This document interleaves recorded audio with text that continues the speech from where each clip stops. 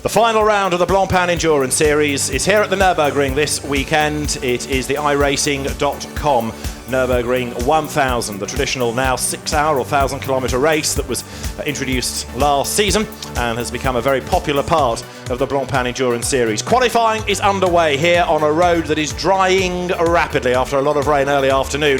It's still a bit damp and greasy offline, but Q1 is underway with, of course, the usual three-part qualifying procedure to cycle all three drivers through each car. Some will only have two drivers, and it means that you will anticipate on a lower fuel load. Normally you put your quicker driver in for Q3, that's when the good times will be set, but it's going to be an interesting session nonetheless, especially as we get to this last round of the Endurance Series with the championship in all three classes, Pro, Pro-Am and the Gentleman Trophy up for grabs. David Addison and John Watson as ever trackside, looking forward to what should not only be a great race tomorrow but a very lively qualifying session, John.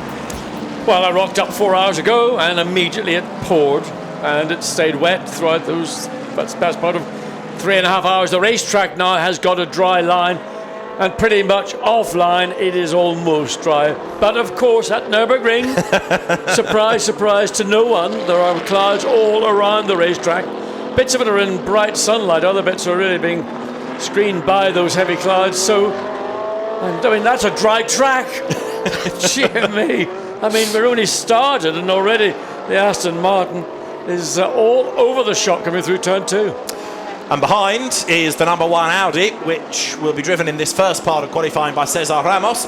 Number 1, of course, is the car that Laurens Vanthoor drives, and indeed Laurens Vanthoor could be the champion. He comes into this as the man who leads the championship, but he needs his co-drivers to work with him, and so there's been a bit of a shuffle in this because out steps Marc Bosseng, he switches to number 3, and out of number 3 into number 1 comes Christopher Mies, who's proved to be quicker, so that gives Laurens Vanthoor a better chance. Cannon fodder, that's what they call him. Cannon fodder. He's been cherry-picked to be alongside Laurens Vanthoor to give the number 1 Audi the best chance at getting that championship for Laurens Vanthoor. But that's part of the deal. Exactly. Christopher Mies not in a position to win the championship. Laurens Vanthoor is in a position to win the championship. And when you're a part of a team, that's what it means. You've sometimes got to make a little sacrifice. And so Laurens Vanthoor leads the Pro Cup. Now, just quickly to touch on the rest of them in that class, because the others that could win, it's quite a long list, although some are more mathematical than others. You've got Edward Sandstrom, Stefan Ortelli, Greg Gilver in the Santilot car, who are second. They could win it. So could Andy Merrick, Guy Smith and Stephen Kane. Now, they go into this race on 59 points against the 74 of Laurens Vanthoor, but it is possible that Bentley could have the dream result in its debut season. I would not bet against it being the dream result for Bentley, because this race last year, it was, for the first half of the race, it was like Piccadilly Circus on a Friday night, raining 5 o'clock, horrendous. And all you have to do is get through the first hour and be in some reasonable position, but principally keep away from other cars, other traffic, and if it means you've got to hang back and lose maybe 5 seconds in one lap, it's a lot less than the time you lose in the pit lane doing a repair to your car. Exactly right. It was the first lap of last year's race that we lost 1 or 2 Ferraris from the Gentleman Trophy that all contrived to drive into each other, and that was, as you made the point at the time, with 6 hours still to go. So lessons weren't learned having come off the back of Spa, were they? Never have been. And I mean, always don't talk about Spa. Correspondence has been flying. It was much talked about race, wasn't it? And I have to say, I was the recipient of a number of phone calls, none of which I'm going to go into on air. Okay.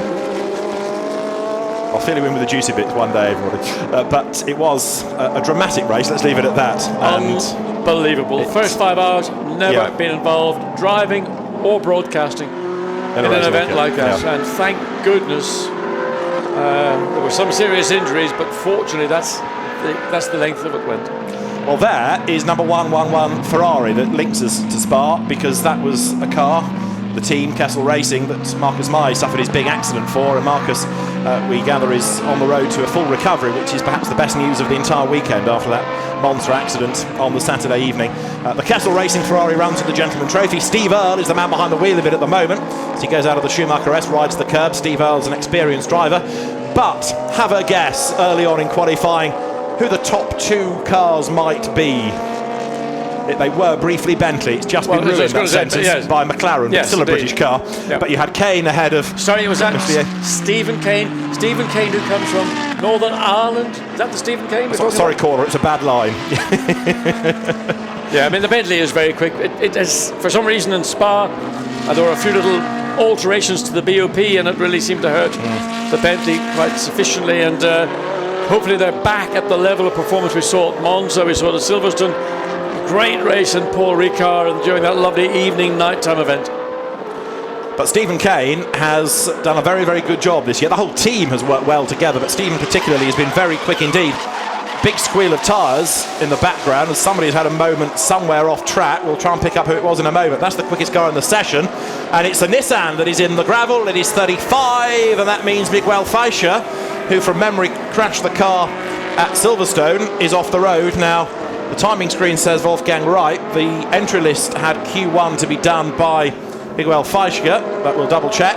And there is the fastest car in the session, but we're going to end up with a yellow flag, aren't we, now out on track? Yeah, certainly have a yellow flag at that particular part of the racetrack, and that means you must not go quicker through that sector than you have done on your previous best time. And when the track is improving, the driver's getting back into the groove now. They see the Nissan about to be towed away to safety. That car's qualifying is over, and a great disappointment for the Didcot-based Nissan GTR team.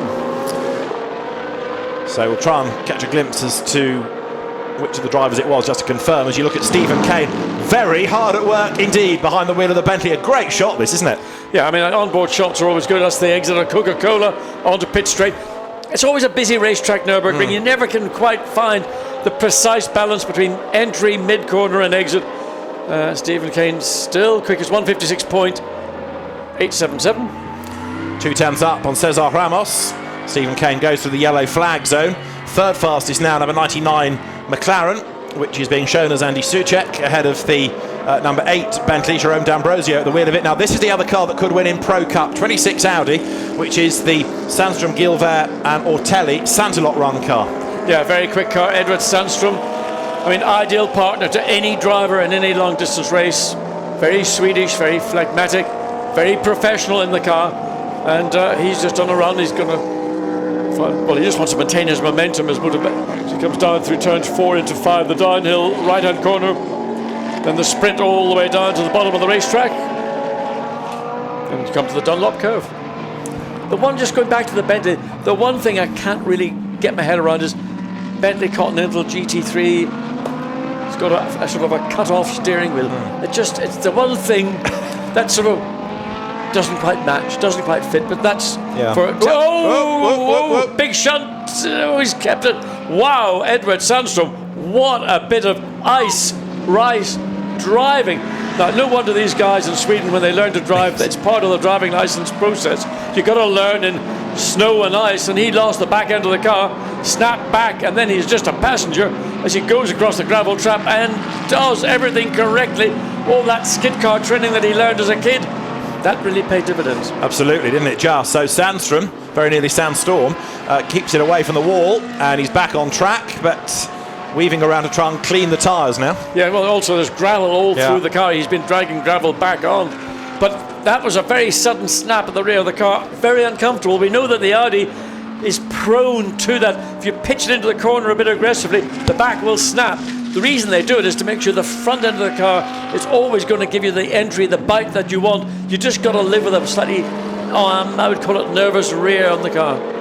Number 1000, very rare that you'll find a car with a 4-digit race number, is in the hands of Rahul Fry. There is the Nissan 35 that's got back onto the track, but it's a bit smoky. Very smoky indeed, and that's bodywork, I think, on that right rear, because he did left rear as well. He stuck it. I mean, the rear wheels were actually off the ground in that gravel trap, doing everything he can to get it back.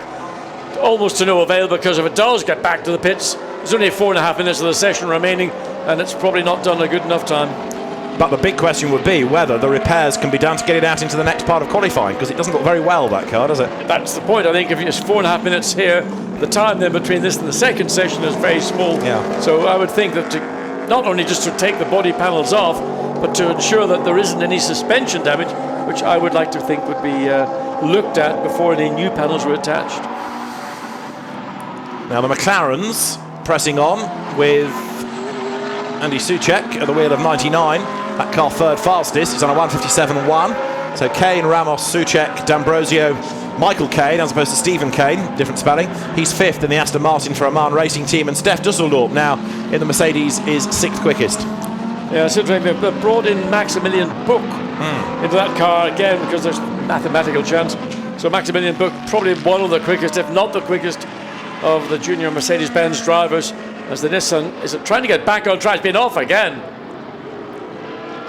Now let's go to the pit lane and find out from Jack Nicholls, because he's been pounding the beat, so to speak, and has news. Jack? I know, I've only been in the pit lane for about 5 minutes and it's already kicking off. Edward Sandstrom has come in with his sign to lock Audi. They're getting the gravel out of that car, and it looks as though there's no actual damage to the car, a bit of muck towards the rear, but that's sort of it. And it was Wolfgang Reip who was out in the 35 Nissan. Miguel Fleischer was watching on in the garage in horror as his teammates get into the gravel trap and try and find out more about whether that car will be out again.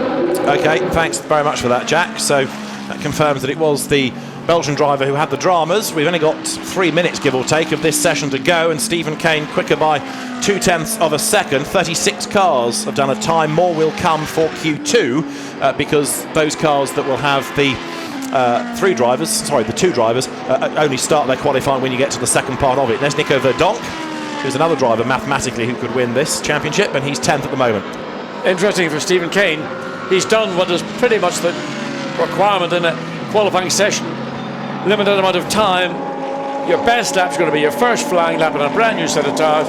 Stephen Kane's gone out, set the time, and he's now on lap 6. So the rest of the tyre is basically gone.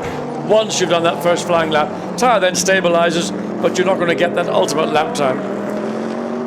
How is the 84 Mercedes doing? Verdonk is still 10th. We've had Cesar Ramos into the pits because he's done what he can do, so they have a little bit more preparation time, don't they, to get the second driver into that car. Yeah, just looking at that, the Nissan struggling back and trying its hardest to keep out of the way of everybody who's on a flying lap. Nico Verdonk, currently 84 is, well, it's not really given out. They had a deal. Let's look at the step. 153, 154, 56. 10th Verdonk was. Does he improve? No, it stays slower. 58.004. Verdonk did his best. That's why the yellow flags are out. Yeah, still, that thing should be pulled off. I mean, it's a danger to everybody else on the racetrack, and the speed he's travelling at with the tyre, just a heart staying on the rim is amazing. Right, there's Santalot getting ready for Q2. It's very rare, of course, unless the conditions change, that the best times are set in Q1. They become of academic interest, but the drivers getting ready for the second part of qualifying. Now, there is the car that's significant in Pro-Am, number 90 Ferrari, because this is the car that is going to be driven for the weekend by Stefano Guy, Andrea Rizzoli, who could win the championship, and Thomas Caminata joins them.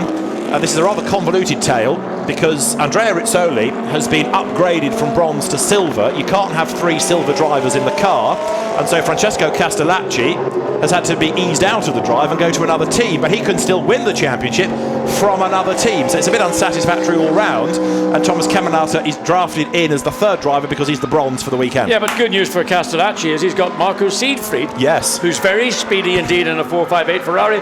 Remember that lime green 333? Not here now this weekend, but Siegfried is, and he is capable of dragging that car and giving Castellacci, maybe he feels slightly badly treated, but he's got a very strong teammate. And not only has he got a strong teammate, it's a car run by AF Corsa, the top Ferrari team, or certainly one of them. There is what's left of the Nissan crawling down the pit lane. I mean, the Nissan is not normally that cut off on the rear. It literally has been compressed. The rear bodywork has been compressed. I would be very surprised we don't see that car until tomorrow. In fact, agree with that. I'll say now we won't see it again this afternoon. It's going to be a long night, isn't it, like they had at Silverstone for the Bob Neville team, guys. Right, number 90 Ferrari. I've told you the background to who's driving it and why. It's going to be significant, of course, within the Pro-Am category. And that car is in the hands of Caminata, 32nd fastest. Caminata has come out of the Ferrari Challenge. He's done a bit of ELMS, so he's conversant in a 458, even though we've not seen much of him in Blancpain before. Right, the flag is out. Q1 is at an end. And right at the very end, an improvement puts Andy Soucek up to second in the times. Interesting. He did that lap on a 6th timed lap. And Stephen Kane likewise improved to 56.653 on his, and he had fastest sectors 2 and 3, and a personal best in sector 1. So that was pretty much as good for here, Stephen Kane, as he makes his way back. And he will be delighted with that performance and the car over. So Stephen Kane will hop out of it, and it'll either be Guy Smith or Andy Merrick get in. Guy Smith, of course, had a good weekend last weekend or the weekend before in the States for Bentley, winning. You're writing something down. I am. You've spotted. Concentrating. I'm getting there. I'm getting there. Bentley's first success in North America. So riding with Stephen Kane and out of the Dunlop curve, then the sprint up to the Schumacher S's, and this is where we saw Edvard Sandström. Watch how the input on the wheel. Stephen Kane much more gentle maybe than others, and but the car stays consequently well planted. But again, looking skyward, there's a lot of cloud over us, and it just turns on quicker than a tap at the Nürburgring. Now the last lap that Stephen Kane did was an even quicker, so his 7th lap with 2 absolute best and a personal best in the sectors. Absolutely, that's the point I was making a minute ago. Where that time has come from, because I'm pointing out normally it's the first flying lap where you get the best out of the car, the best out of the tires, and the same applied to the 99 McLaren with Andy Soucek behind the wheel on his 6th flying lap. Can you put it down to traffic? Because a few teams we'd seen bailing early for the pit lane. Is it going to make that much difference? I mean, if you're out early and you get your first laps in clear traffic or clear track, then you're going to have a good shot. At the very end, as you point out, maybe people had come in thinking we've done our bit, and Soucek and Stephen Kane both stayed out and both benefited, but particularly Andy Soucek, who improved from 3rd up to 2nd place. But Stephen Kane having done a good job, and as the teams now get themselves ready for Q2, Maximilian Buch into the championship this weekend in a different car. There you can see the way that Q1 looks. So it's Stephen Kane who is the fastest for Bentley, ahead of Andy Soucek's McLaren, and then for 3rd Cesar Ramos, then 4th quickest Jerome D'Ambrosio, so the 2nd Bentley competitive ahead of Steph Dusseldorf. Michael Caine in the Aston Martin 6th. James Nash 7th. We've overlooked James on occasions this year. He's not had too much track time, but a good effort ahead of Nico Verdonk. And then Alexandre Premat returning as well to ART, with Florian Strauss doing the 10th time in the Nissan. So the Santilot car with a bit of work to do. Look lower down the order and you come across the leading cars in Pro-Am, but also the Gentleman Trophy, which is up for grabs this weekend. We've not touched on it yet. That headed by the 458 Ferrari, which is driven by Frank Schmickler, Pierre Arret and Alexander Matschel.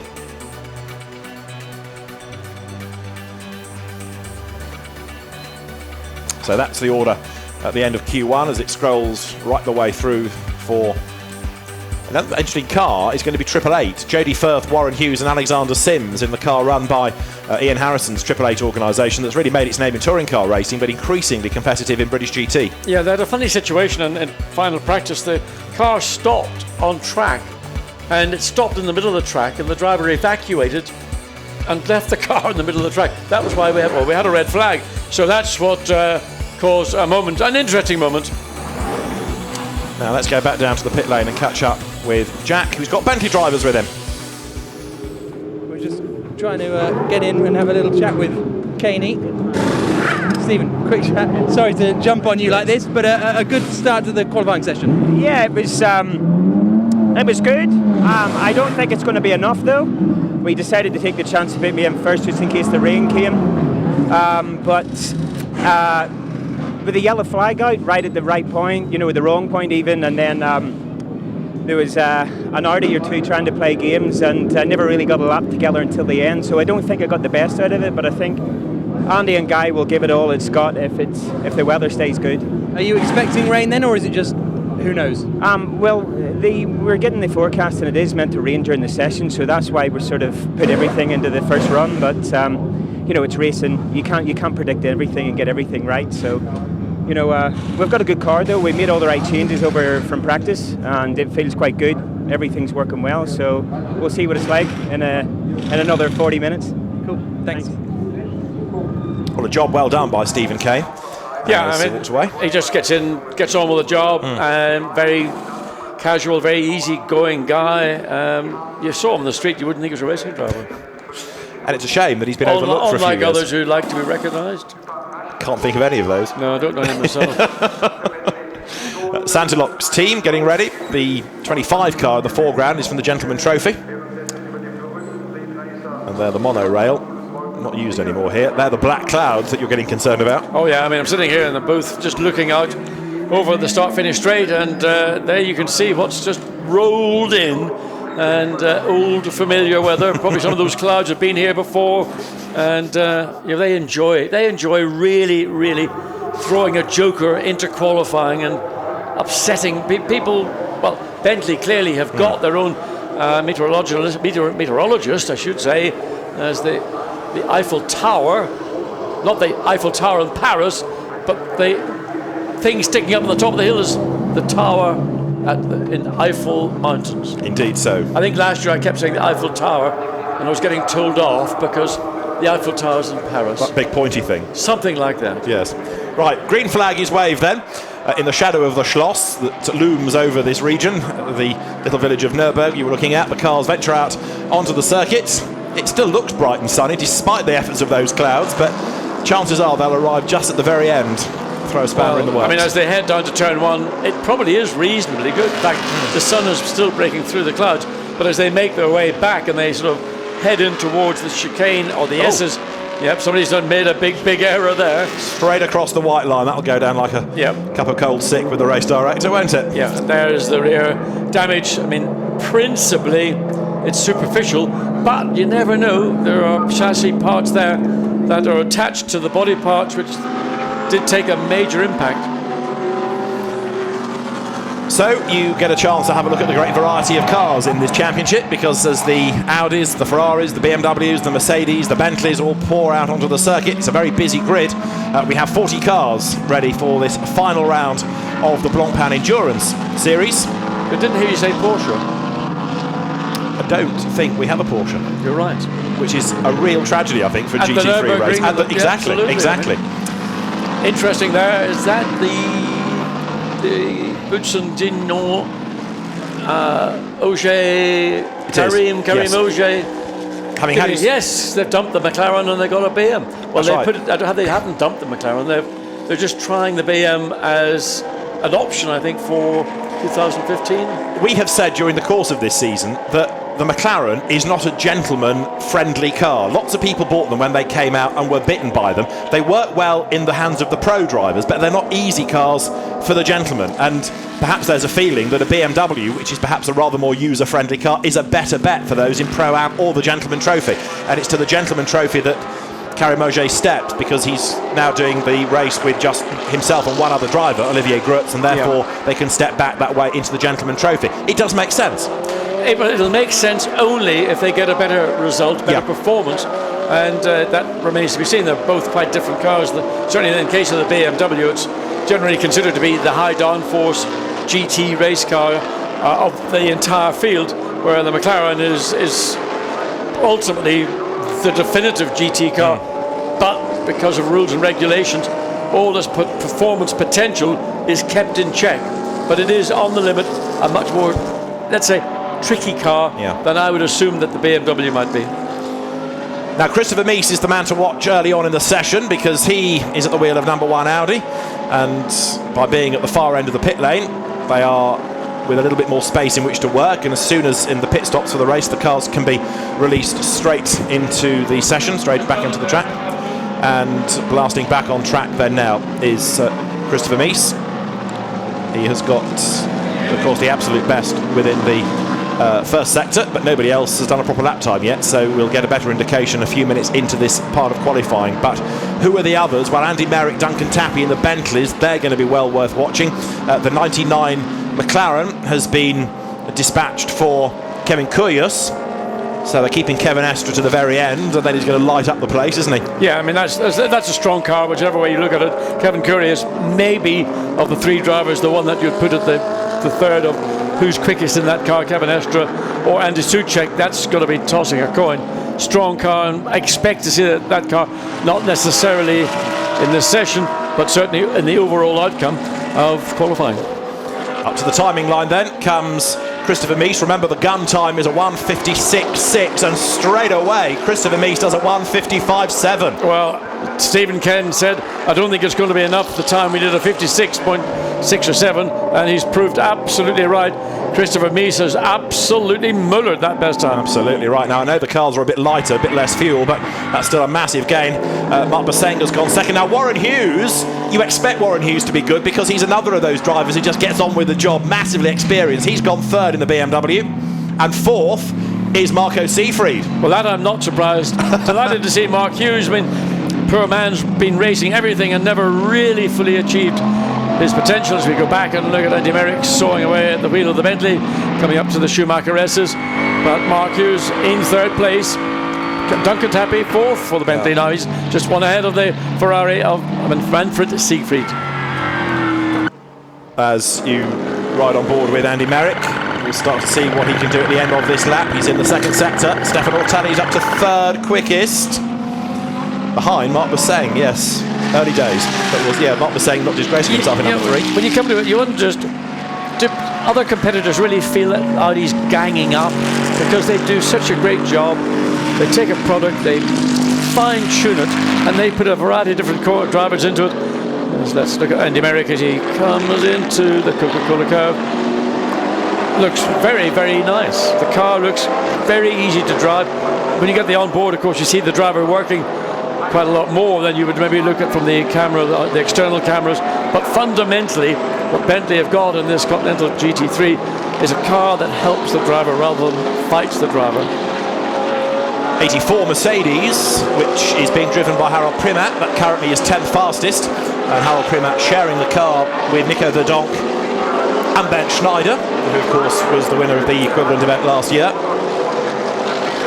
Been a bit of a tougher season for Ben, but he's as quick as ever, and for a long race, don't rule him out. No, I mean, normally Mr. 24 hours or Mr. 48 hours or whatever it is Ben Schneider does.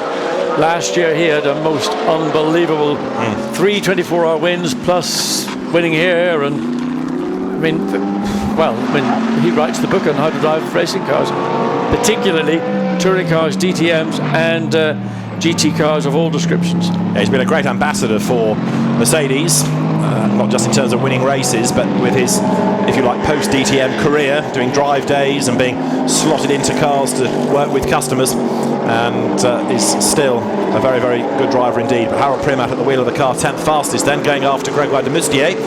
We've had a few more improvers, and Marco Seefried, heading Pro-Am, is third overall. So Marco Seefried and an AF Corsa run Ferrari, it's all a bit special. I mean, the driver is, we know how quick he's been, but unfortunately he's had teammates, co-drivers who have let the team down big time on some occasions.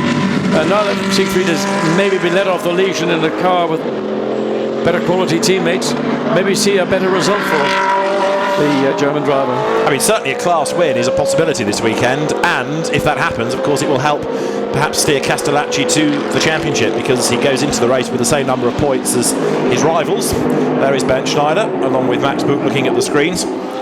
Max Buch cannot win the Endurance Series, but he can win the cumulative Blancpain GT Series based on the Endurance and the Sprint, and that's why he's been drafted in again this weekend.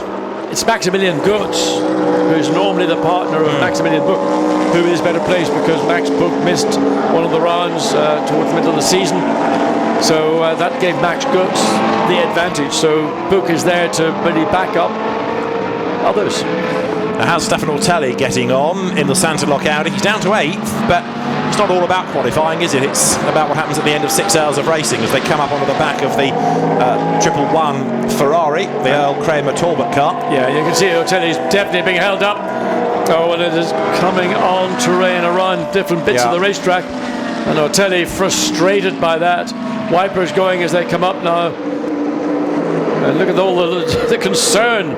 Sundstrom, Gilbert, they're all stroking their 3-day growths. And therefore, whatever they've set in Q1 and the first part of Q2 may have to stand, and there are still 1 or 2 better sectors, including Mark Bosseng, who did the absolute best in Sector 3 just before the rain came. Absolutely, I mean, it just goes to show if you get through milliseconds before the rain falls, you get the time. And again, Stefano Telly being frustrated by other gentleman drivers coming into the pit lane. See, here it looks bone dry. This is our part of the circuit. We're opposite the start and finish line. Looking out of the window, it doesn't look like it's raining at all. But as John has made the point, Nürburgring weather can be so fickle, it can rain at one point and not at another.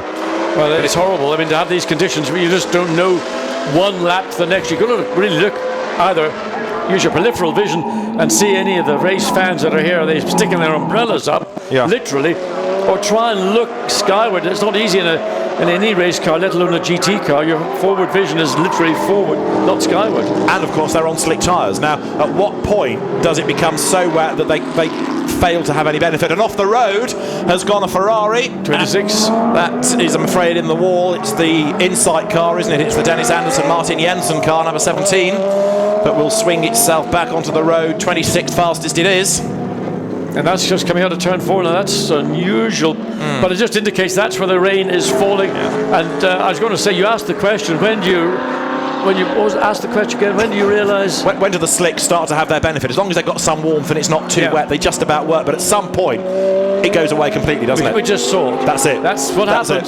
The tyre has got grip.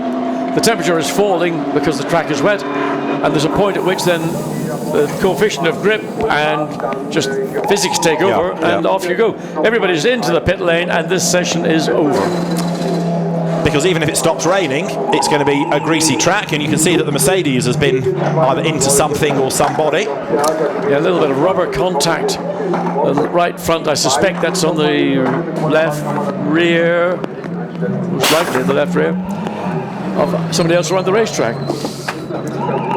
Now you've got number 4 Audi in as the Bentley perseveres, but you can see how wet it's become, and on slick tyres it's just a case of tiptoeing back around to the pits. Andy Merrick is at the wheel of it, and this is not all that pleasant, but the good news is he doesn't have to do anything now, because all he needs to do is bring the car back. He's not expected to go for a time, he's not expected to chase anybody, it's not a race situation. All he has to do is just not go off. And saying that, you think, particularly in a downhill part of the racetrack we are here, the car, just the momentum of the car, even you're not even trying to put the throttle, open the throttle. And then he's just gently coming back up the hill now into the Schumacher S's. Slightly off camber as you enter into the corner. You can see their track much, much wetter. Just literally, I mean, isn't that ironic that it's actually wetter just as you come into the S's than it is in the straight leading up to the S's. Sod's Law couldn't even think that one up. And then this chicane looks even wetter still. It is. This is the part of the racetrack really that's had the worst of the rainstorm. I mean, right now, as the rain's still falling, it's beginning to clear behind us. And there are 3 more minutes of Q2 remaining for what that matters. So there you've got Christopher Mies having brought number 1 into the pit lane. That could well be the pole position man, should be the pole position man. I can't see, even if it stops raining, the road will dry sufficiently. So that's pole. I think you're going to be right. That's a good, I think, assessment of what we've just seen and what we can anticipate, because the track, the wet bits of the track are not going to dry out sufficiently. And there you can see pit straight and the pit lane exit. And you can almost pick up now the different areas, the tarmac or the road surface changes. And there's some bits that are much more sheeny than others. Others look black, others look almost white. So people will go out because they recognize this could happen in the race tomorrow. 6-hour event, chances of it not raining, very small. Let's go back to the pit lane. Jack, how wet are you getting? Lawrence, is that it? Yeah, and more, so I'm pretty sure that's pole position. But actually, it was a great call by the team. Together with my engineer, we saw the weather coming, and we decided to put on the right strategy directly, and it paid off. Mies did an amazing qualifying, so not too bad to start a championship fight on pole position. The other ones behind us, so it's already a good start. So if it is pole, that's the perfect way to start your championship hunt tomorrow. Yeah, perfect. It's the best place to start it. So one thing done, but like I said in Spa as well, the main thing is the race. It's a long one, so we'll have to do the same job tomorrow.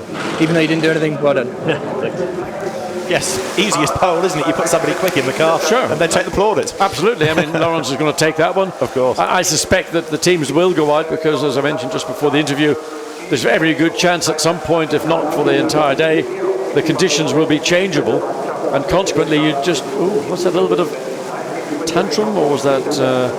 Well, Martin Jensen is the man without the crash helmet, who's the co-driver, telling Dennis Anderson whatever. Maybe maybe he didn't recognise that raindrops falling on your windscreen means it's wet. I mean, is that too obvious? Look, no. That's properly wet. That's probably wet. Even that's almost at the limit of the wet weather tyre performance. We saw the Lamborghini Trofeo event took place a few hours earlier this afternoon. It started under safety car because conditions were so bad, and it's almost like hail rather than rain now. I think we ought to get Jack to go from one end of the pit lane to the other now, just to assess what the teams are up to, because I'm sure you won't mind a little bit of water. That's the 888 garage. Alexander Sims will go in Q3, but would have been a benchmark driver because he's a BMW factory driver. The trouble is, of course, the weather conditions have conspired against that idea. So on paper it was good. Yep. The weather gods have had a part to play. Teams do what they believe is the right thing on the information they have, and I mean, while your meteorologist, keep getting my tongue around that one. Are they like weather forecasters? Something like a weather forecaster. Yes. Not like the ones you see on TV, though. No. Are they weather forecasters, or are they just something else? I would send my driver out just to get information. What's traction going to be like? Just information gathering. And that man, Bernd Schneider, no one better. That is probably Mr. GT Racing. He is motor racing's equivalent of Walter Röhr, the great German rally. You put the pair of them together, forget your Formula One drivers. They've got much better stories to tell. Now, of course, under the regulations, you have to go out in qualifying. You can't decide, now I don't want to go. So all the drivers will have to go out and just be careful. As John says, the last thing you want to do is risk any damage. Harold Primat did a bit of damage, and just assesses with the mechanics what that scuff mark has resulted in. So this is how Q2 looked. Factor that against Q1 and we start to get the grid, don't we? With Christopher Mies quicker than Marc Bosseng, and then Marco Seifri doing a great job to go third in Q2 ahead of Kevin Kyrgios, then Andy Merrick fifth, Sergio Afanasiev in the Mercedes sixth, ahead of Duncan Tappy in the Bentley, Stefan Ortelli eighth, ninth Warren Hughes, and to round out the top 10, Gregoire Demoustier ahead of Harold Primat, and then the Nick McMillan-driven Nissan for 12 fastest. Behind them is where you find the Scuderia Vioba Corsa car, Stefano Gai at the wheel. In turn, out qualifying the Abdulaziz Al Faisal and Alessandro Bonaccini cars. Then comes Karim Al Azri ahead of Henry Hassid, ahead of Anders Fjordbach, I should say. Benjamin Lariche is ahead of Ahmad Al Hafi. Then you get the Simon Leonard-driven Aston Martin, Michele Cerruti ahead of Alistair McCaig, and then the Boutsen Junior McLaren to round out the top 24. And still they scroll through, and of course with the change in weather conditions now, very little is going to be achieved in this third part of qualifying. But as long as the teams, when they do go out, don't suffer any dramas and any damage, then that will be okay. And the next part of qualifying will start in 6 minutes' time. I think the race director has just held things a little just to let perhaps the worst of the weather go through. I wonder, is there a case for putting a safety car out at the beginning of qualifying? Let's ponder that thought. Down in the pit lane in the meantime, drivers are getting ready to get into the cars. Now I suppose what they don't want to do either, and here we're seeing drivers getting strapped in, is to go marching up and down the pit lane and get your racing boots wet, because that's going to be another drama for getting into a situation. Some people have overshoes, others have a very generous mechanic, don't they? Well, they've got big brawny mechanics. I mean, that's no easy task to set your driver into the car, but all in a good cause, because racing shoes mostly are a combination of leather, very soft kid leather, or maybe a composition of rubber and leather. And what you don't want to do is get wet soles and pedals getting slippery, and consequently feet slipping off the pedals. Warren Hughes has been out there. Let's hear from him with Jack now. Warren, it seems as though Q3 is a bit of a write-off now. Were you happy with what you managed out there? Yeah, I mean, surprised, to be honest, considering we've had very little running. The rain interrupted our plan for pre-qualifying. We were all going to have a run on new tyres then, so it's particularly for Jody, he didn't get any dry running at all, so it's been a bit of an unknown going into qualifying. First time on the Pirelli tyre. you know, it's a lot to think about, but we've made good progress session by session, and yeah, I'm, you know, very pleasantly surprised for our starting position. Obviously, Alexander's not going to get a chance to set a time, I don't think, competitively, so, but he'll be very strong in the race. I'm sure he's got very good one lap pace, so it bodes well. We just got to do some homework for the race now. It's great to have you and Jody in the championship. What brought you to Blancpain? It's just to see a different championship, really. You know, we've raced in British GT this year, and our driver pairing in British GT gets a very, very heavy weight penalty. We have to carry 75 kilos, which has really made it a very difficult year for us. So it was just to see another championship, to see if this was more, you know, would put us more in the mix to be challenging outright. And yeah, I mean, it's a hell of a field, so it's nice to be here, and it's nice to, you know, get off to a good start. And finally, is there anything Alex can learn in Q3 ahead of the race tomorrow, which may well be wet? Yeah, I mean, we can learn what the balance is in the wet. I think it's certainly worth. Well, he has to go out, but it's worth you know, exploring a few laps to see if we need to improve the car or do anything in preparation for the race. Yeah, I mean, we're all aware of the forecast, so yeah, it's going to be a tough one. But you know, Alex has helped a lot with, you know, cutting the learning process. So hopefully that will continue. Thank you. Thanks. Lovely interview, of course, Warren from the northeast of England, and as they say, you can take the driver out of the northeast of England, but you can't take the northeast of England out of the driver. Nice one, Warren. Like you said earlier on, he's driven everything, it seems, over the years, but there's I mean, everyone says what a good driver he is, but there's always been something unfashionable about him. Particularly his brother. Oh, well, true. Not the good old journalist that he is. But, Scribe. Yeah, but I don't know what it is about Warren, that he's never quite had that break that he should have done. And I mean, there's lots of reasons for it, and basically, it's backing and funding, and because that's the name of the game today. I mean, if you are a great chatter-upperer, and I'm not talking about, you know, going clubbing, I'm talking actually about finding money, getting backing and sponsorship to enable you to get into the right place at the right time with the right people. And Warren's just one of those people. He is what he is. He's a very straightforward guy, lovely guy, and he's just sometimes not been around when the deals and the drives were there, and others have taken them. And there are pushier people as well, aren't there? Oh, absolutely, and that's the point. I mean, he's not one of those people that will be first in line and elbows out. Might do a bit of elbowing on the track, which is normal in motor racing, especially in closed cars, but not when it comes to putting himself into the front to get whatever the opportunities may arise. Well, Q3, for what it is worth, with the sun shining, believe it or not, is going to get underway in a couple of minutes. The cars, you can see, what a car park that is, €1 million car park at the end of the pit lane, are ready to go. British teams to the fore there, with Team Parker Racing ahead of a Curious ahead of the Leonard Motorsport team, Stuart Leonard's squad, and about to muscle to the front is number 1 Audi, because it's at pit out, and so Laurence Vantour now is going to say, excuse me, my Audi has got number 1 on the door, I will go first, thank you very much. Ben Schneider is ready to go in the Mercedes, and it will dry a bit towards the end, but not sufficiently to give us proper times. I mean, there's going to be so much spray, visibility is going to be horrendous. Consequently, the line that drivers are driving on may show wheel tracks. That's all you're going to see. You're not going to see a dry line. You're going to see maybe wheel tracks, because there's just so much water on the track, too little time to do anything about it. Closing into what's now 6:10 in the evening at Nürburgring. They've probably got as much grip as one of these GT3 cars has in the rain. Exactly right. Having watched them at the weekend. Exactly. So Frank Stippler goes third. Fourth fastest has gone Andreas Simonsen.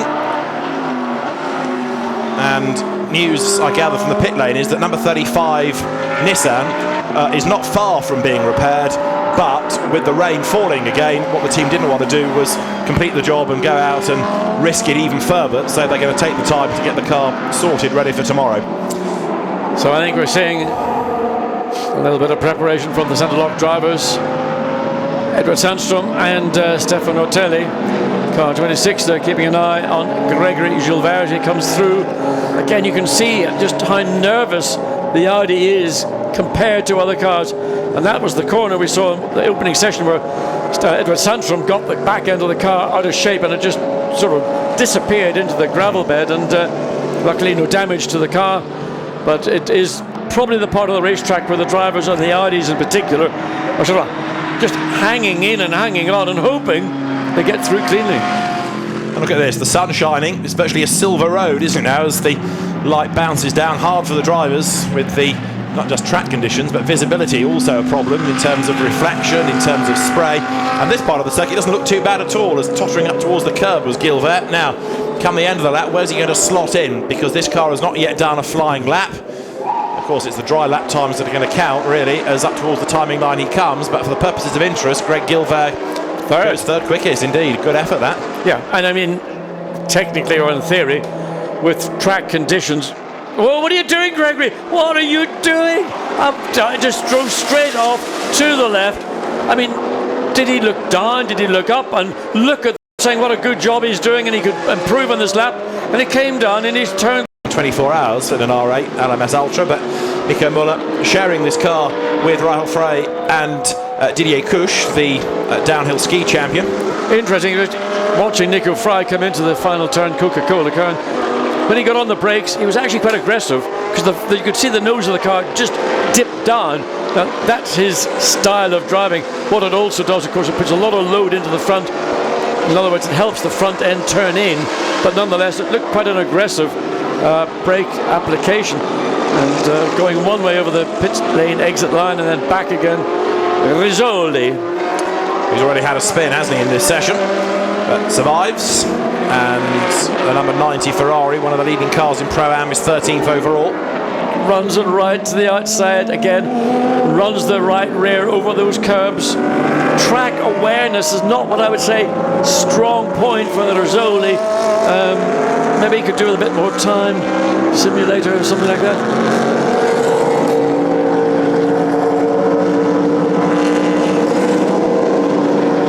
Very good effort has been posted, assuming it's the right driver, by Mark Poole to get the number 38 Aston, the Pro-Am category car, third, and also up to the lead of the class. So very good effort. He's now dropped to fourth because Frank Stippler has gone second. Vantor's margin 1.2 over Stippler. Now it's coming down, of course. Yeah, others go quicker. Vantor had improved to 2:08.8, and he had a 2.4 second advantage. That's now down to 1.2. So as other drivers are getting more familiar and comfortable, both with the conditions and the car in these conditions, then that advantage that Lawrence Vantor enjoyed, a lot of it was principally because he just got nothing ahead of him, so he wasn't getting any spray, wasn't being interfered with by any other competitor, and I mean that in the sense he wasn't getting spray Indeed. on the windscreen.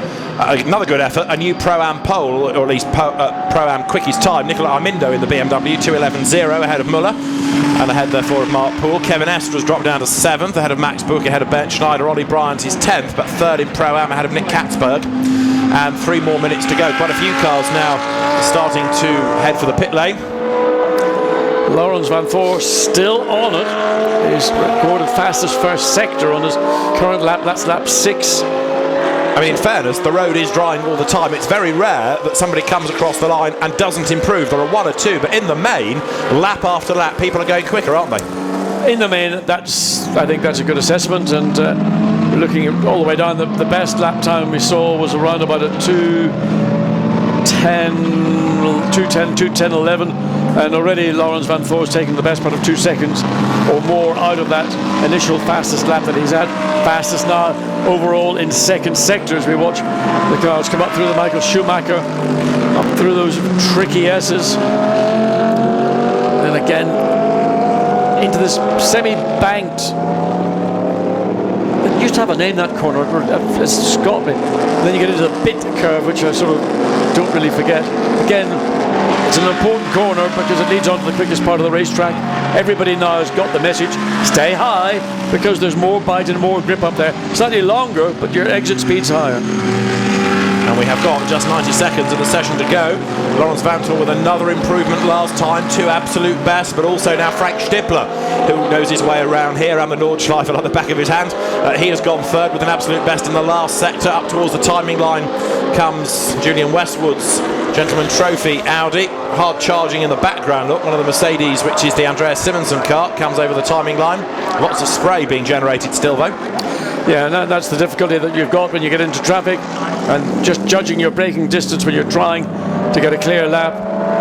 So you've just got to be patient, really. Use the time you've got and wait for the opportunities. Frank Stippler makes his way up now towards the top, almost at the highest point of this Nürburgring circuit, number 3. And he knows this place as well as anybody. Yeah, so that's in a Tipo 61 birdcage Maserati, an Alfa Romeo GT3 or an Audi R8 V10 GT3. And he's dropped to 3rd because Nico Müller has gone back ahead of him. Alex Buncombe is now 4th, which means that he's top of the times in Pro-Am, as you might expect, because Alex is a class act, back from racing at Sandown in the V8 Supercar Enduro. He's off to do Bathurst in a couple of weeks' time, which he can't wait for. A mega event, and he'll be driving there. So he's Pro-Am pole at the moment. Francesco Castellacci 3rd in Pro-Am, relative to Rizzoli, who is a long way back. He is 4, 5, 6, 7, 8th in class. Certainly the amount of light flickering or blinking from Frank Stippler to the Mercedes ahead, saying, I'm coming, I'm quicker, and please don't let me lose my momentum. Again, hard on the old flicker switch to indicate that he is on a quick lap. And well, there you can see what's going to happen. Traffic, 2 cars are about to trip over themselves into the chicane, and Frank Stippler has lost momentum on this lap. He's not going to really, well, he got through the Ferrari, but up to the tail of the Mercedes, and it's not only this lap that he's going to sort of stall out in terms of time. It'll be the lap he's about to go on to, because his momentum through the Coca-Cola curve was further held up. Meantime, Lawrence Van Voort down to 2:080, and oh dear me, Alex Buncombe, he's pushing on. But again, their concentration levels are focusing just in one direction. They're not really aware of what's coming up behind them. And Alex Buncombe's got to go very aggressive onto the wet bit of the racetrack to keep those wet weather tires cool before he pulls over to the left again to find the drier part of the racetrack. Oh, clunk, clunk, clunk. Yeah. He's taken the checkered flag, which is the good news, and he's still on the class pole. But yes, he was held up rather badly by that Mercedes, and I don't think he was very impressed by it, was he? No, I mean, like we see now, it's all over, and somebody out there is still racing. Simonson in the Mercedes gets back, overtakes, but as you say, the flag has come out, so it's all irrelevant. Now, Nico Müller did the absolute best in Sector 1. He's down 6/10 down against Vantour in Sector 2, so it might be a personal improvement, but it won't be pole, I don't think. Or sorry, not the session quickest time, I don't think. Let's just see then. Number 1000 Audi heads up towards the line. The margin 1.002 seconds. It's down to 0.8 of a second, so it was an improvement by Nico Müller, but he stays second. Impressive debut for Müller in this Audi R8, and to be second quickest in these conditions, only 0.8 away from one of the maestros in an Audi, Lawrence Van Voort, and having that final fastest first sector time and eclipsing Van Voort in that first sector. Now, maybe there was a half a lap of difference between where the cars were relative to one another, and Müller might have been the second car through, and that's just how quickly these track conditions can change. It is a fascinating entry because you've got the championship fighters, you've got 1 or 2 people having a rare outing in the series, a bit of shuffling of drivers and teams as well, so there's going to be a lot to talk about come the race, plus of course 3 championships to be resolved for drivers and the teams as well. You've got 6 hours, David, don't worry about it. Thank you for your support, I will always wear it, John. So we have then the drivers heading for the pit lane at the end of Q3, and you heard Warren Hughes in the interview alluding to the weather forecast for tomorrow. It's not actually going to have rain as the biggest concern, it's storms tomorrow, thunder and lightning. Well, actually, as I was leaving this morning at the early hours of the morning, driving down from Oxford to Heathrow, I've not seen as much lightning. Really? Well, certainly not that time of the day. I mean, from Oxford all the way down, and it was all over the sort of the south of Heathrow, a lot of lightning. Now, if that's the weather that you're going to get here tomorrow, that's going to cause a little bit of interest. Hopefully it'll not have any bearing, but you don't want electrical storms over a racetrack. No. I have it in my mind that 2 years ago we ended under a red flag at Navarra because from what was a really sunny start to the race, it was thunder and lightning and heavy rain at the end, and behind the safety car the race director thought enough's enough, so we don't want that to happen, but some rain to spark up the race is never a bad thing. The teams don't necessarily want it, but we do. A little bit of spice and roll the dice, Yeah. Make it not quite the walk in the park that some of the drivers and teams might enjoy. So let's go to the pit lane and join Jack Nicholls, who has found Vincent Voss. as the cars come back into the pits, I'm with Vance and Voss, and a front row lockout then for the race tomorrow by the looks of it. Yeah, it was a bit unexpected, but okay. I mean, we had a bit of chance with the rain. We were on the track at the right time. Well, it is the best way to start the race tomorrow, but let's see. It's 6 hours to go. And at this point, can you support a particular driver, or because you've got both cars still in with a vague shot of winning, do you sort of balance it, or is all your focus behind Lawrence? Well, for sure, Lawrence has a better chance, but we will do everything to put both cars on the front. Congratulations. Thank you.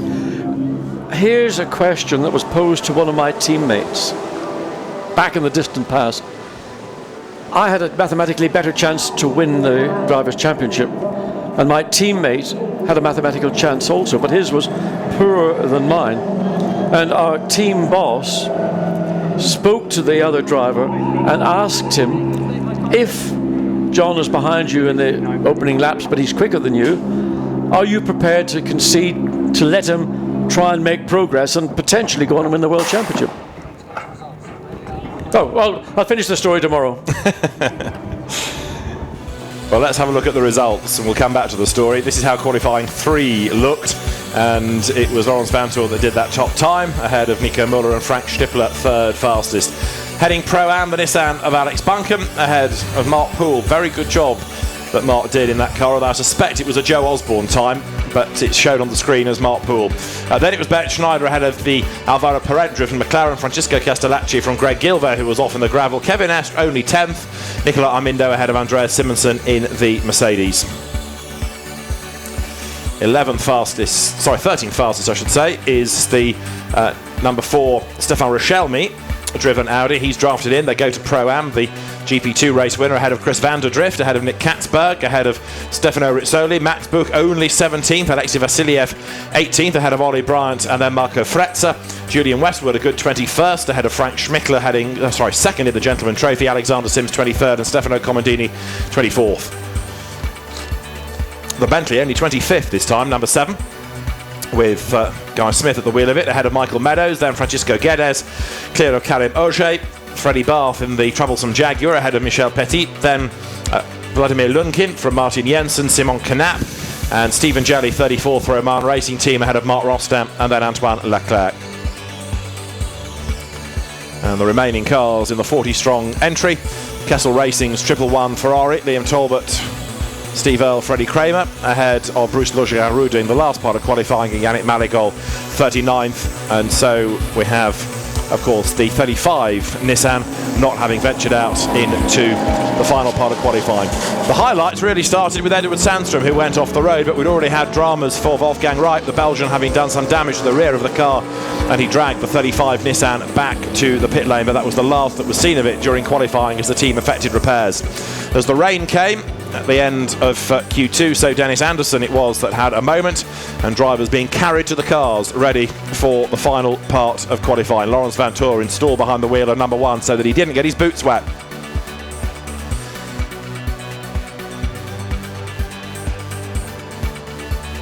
And so qualifying gives us a jumbled grid ready for tomorrow's final round of the Blancpain Endurance Series, with others having dramas towards the end of qualifying. Greg Gilver, with the road very wet indeed, caught the painted white line and was a casualty as he slithered off the road at high speed at turn 1 and ended up stuck in the gravel. From another angle, you see how far the car went. No retardation at all on the wet runoff.